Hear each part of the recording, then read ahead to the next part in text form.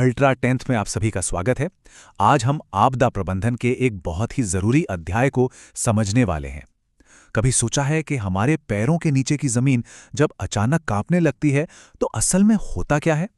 आज हम इसी के पीछे का विज्ञान समझेंगे, यानी भूकंप और सुनामी, और जानेंगे कि इनसे कैसे बचा जा सकता है। आज की हमारी चर्चा इन 4 हिस्सों में बटी होगी।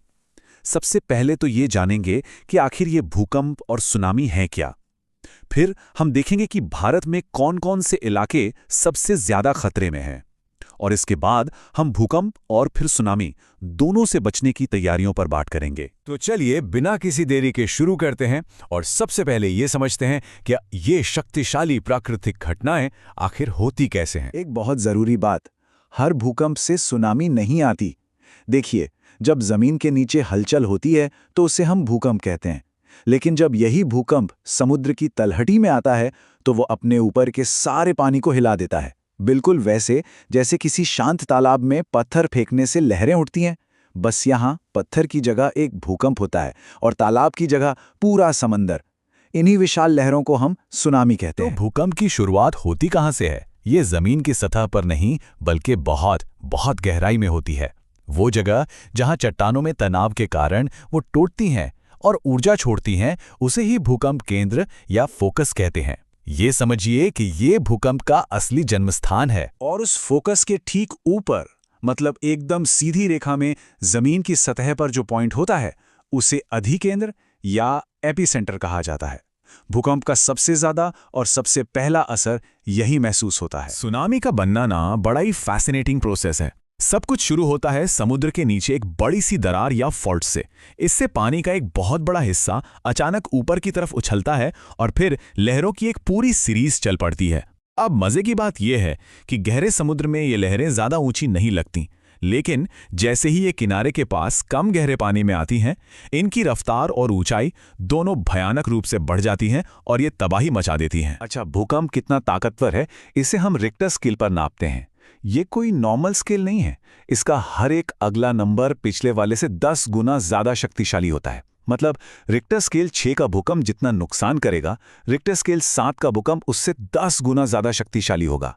सोचिए कितना बड़ा फर्क है। तो अब हम इसके पीछे का विज्ञान तो समझ गए हैं।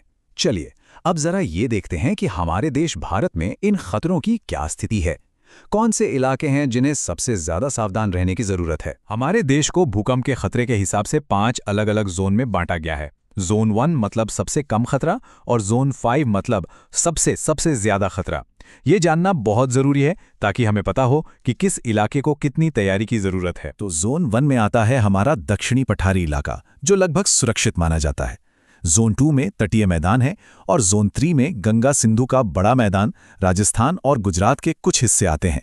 यहाँ खतरा है पर मध्यम दर्जे का। और अब बात उन इलाकों की जिन्हें सबसे ज्यादा सतर्क रहना है। जोन 4 और 5, इसमें पूरा का पूरा हिमालयी क्षेत्र जैसे जम्मू कश्मीर, हिमाचल, उत्तराखंड, पूरा नॉर्थ ईस्ट और गुजरात का कच्छ रीजन आता है। असल में यहीं पर धरती की 2 बड़ी प्लेटें आपस में टकरा रही हैं, इसीलिए यहाँ खतरा सबसे ज्यादा है। ये जो तस्वीरें हम देख रहे हैं, ये हमें याद दिलाती हैं कि ये खतरे सिर्फ नक्शों पर बनी लकीरें नहीं हैं, ये असल जिंदगियों पर असर डालती हैं। ये घर, शहर और पूरे के पूरे समुदाय को तबाह कर सकती हैं, और इसीलिए तैयारी इतनी ज्यादा जरूरी हो जाती है। तो हमने समस्या को तो अच्छे से समझ लिया। अब आते हैं समाधान पर। हम ऐसा क्या कर सकते हैं जिससे भूकंप के असर को कम किया जा सके और जानें बचाई जा सकें? देखिए, भूकंप से बचाव ना एक टीम एफर्ट है।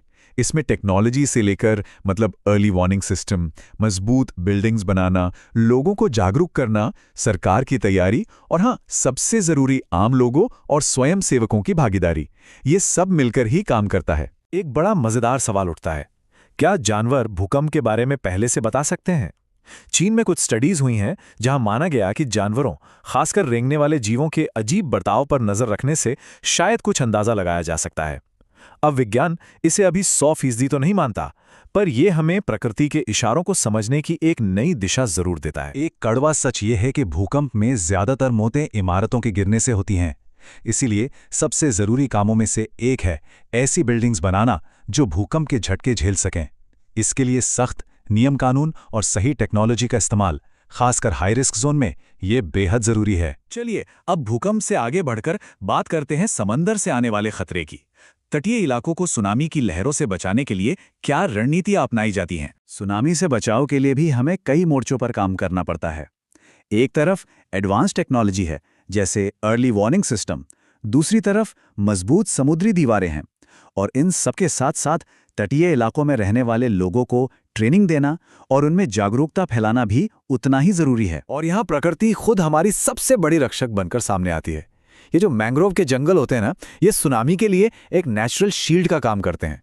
इनकी घनी जड़ें और पेड़ लहरों की रफ्तार और ताकत को काफी हद तक सोख लेते हैं और तटीय इलाकों को बचाते हैं। और अंत में सबसे जरूरी बात, बड़ी बड़ी मशीनें, मजबूत दीवारें, सब अपनी जगह हैं, पर जब कोई आपदा आती है तो जो चीज सबसे ज्यादा मायने रखती है वो है इंसानियत। एक दूसरे का साथ, लोगों का आपसी सहयोग और वॉलंटियर्स की मदद ही असल में जानें बचाती हैं। तो ये पूरी चर्चा हमें एक बहुत जरूरी सवाल पर लाकर खड़ा करती है। क्या वो एडवांस टेक्नोलॉजी है, या मजबूत इमारतें, या फिर लोगों का आपसी ज्ञान और सहयोग? आखिर वो क्या चीज है जो किसी समुदाय को प्रकृति की इतनी बड़ी ताकत के सामने मजबूती से खड़ा रखती है? तो ये थी भूकंप और सुनामी पर हमारी आज की विस्तृत चर्चा। उम्मीद है आपको इससे काफी कुछ नया और जरूरी सीखने को मिला होगा। अगर आपको ये जानकारी अच्छी लगी तो इसे लाइक जरूर करें, और ऐसे ही और भी टॉपिक्स को समझने के लिए अल्ट्रा 10th को सब्सक्राइब करना बिल्कुल ना भूलें। धन्यवाद।